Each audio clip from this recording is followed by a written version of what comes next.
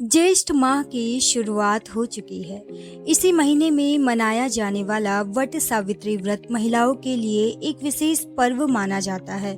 यह व्रत विशेष रूप से महिलाओं के द्वारा ज्येष्ठ अमावस्या के दिन रखा जाता है। धार्मिक मान्यताओं के अनुसार वट वृक्ष की पूजा करने से पति की दीर्घायु और संतान सुख की प्राप्ति होती है। यह व्रत विधि पूर्वक किया जाता है, जिससे कि साधक को भगवान ब्रह्मा, विष्णु और महेश का आशीर्वाद प्राप्त होता है।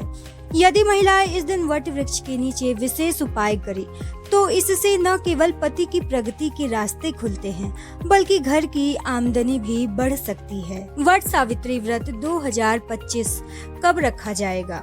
पंचांग के अनुसार इस वर्ष अमावस्या तिथि की शुरुआत 26 मई को दोपहर 12:11 बजे होगी और इसका समापन 27 मई को सुबह 8:31 बजे होगा।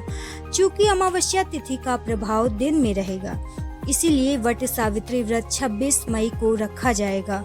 जीवन में सुख और समृद्धि के लिए करें ये खास उपाय।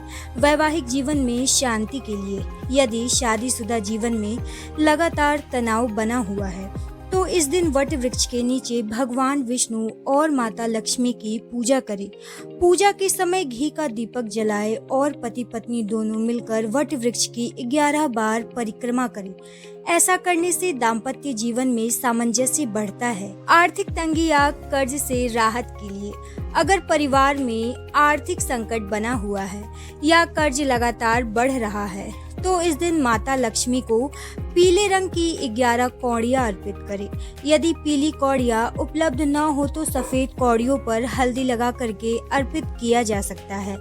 इस उपाय से आर्थिक अड़चनों से मुक्ति मिलने की संभावना होती है। यह पूजा स्त्री या उनके पति दोनों कर सकते हैं। वैवाहिक प्रेम बढ़ाने के लिए वट सावित्री व्रत के दिन सुहागिन महिलाओं को सौंदर्य और श्रृंगार का सामान भेंट में देना अत्यंत शुभ माना गया है। इससे वैवाहिक संबंधों में मिठास आती है और पति पत्नी के बीच प्रेम बना रहता है। यह पूजा स्त्री या उसके पति दोनों कर सकते हैं।